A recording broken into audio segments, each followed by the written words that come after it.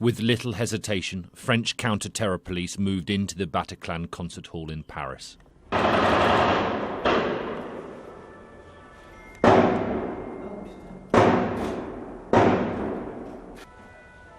They were forced to move quickly because the terrorists were killing hostages.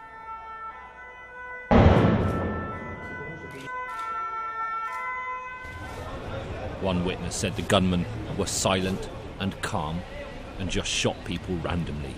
They would reload and carry on. The attackers in the hall, reportedly 3 of them, then blew themselves up when the police raid began. The survivors hurried out, some with their hands above their head, others with their head in their hands.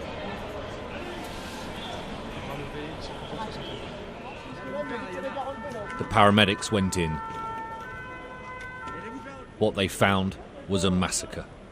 One official described it as carnage.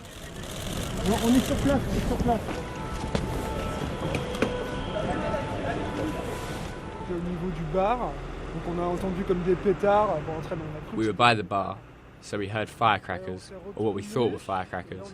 We turned around and then I saw 2 young men, no older than 25, with Kalashnikovs. They told us to lie down. There was one who kept gesturing for us to get down. We all lay down. The whole room lay down. I was completely under other people, and they kept shooting, but they would stop from time to time. This man's life was saved when a bullet hit his mobile phone. When he hung up, I was crossing the road and it exploded in front of me.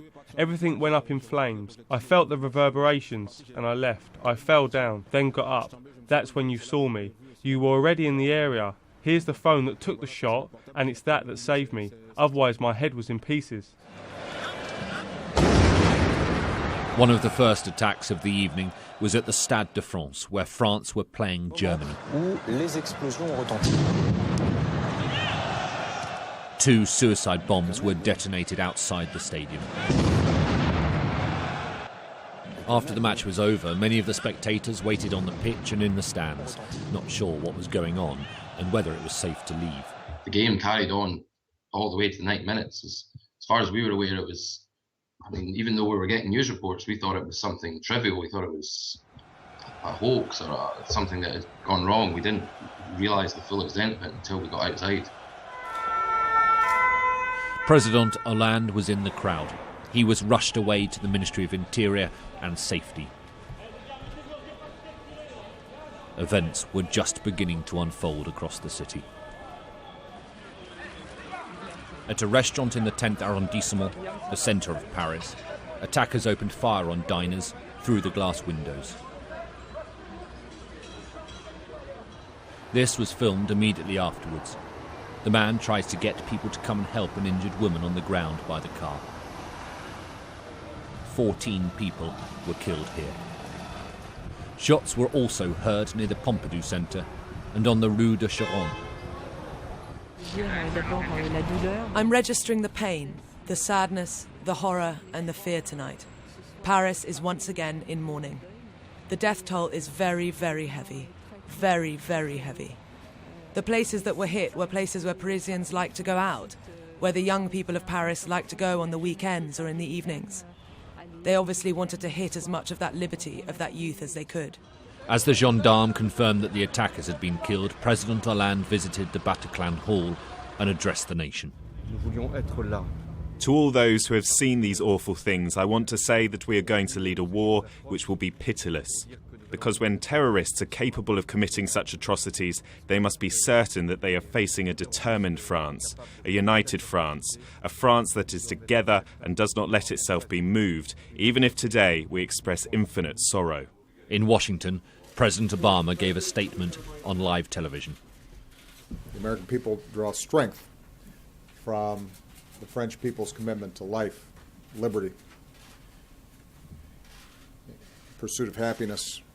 We are reminded in this time of tragedy that the bonds of liberté and égalité and fraternité are not only values that the French people care so deeply about, but they are values that we share.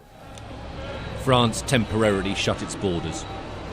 American Airlines suspended transatlantic flights to the country. Parisians were told to stay indoors. The city went into lockdown. This is going to change the feel of Paris a lot, and the feeling will be that not enough was done after the Charlie Hebdo attacks, beyond some pretty limited marches and people saying how terrible it all was. I think people will be looking for very, very strong political action now. Paris is already showing the sort of defiance that strengthened the city in the days after the Charlie Hebdo attacks. As the crowds left the Stade de France stadium after the attacks there, they sang La Marseillaise.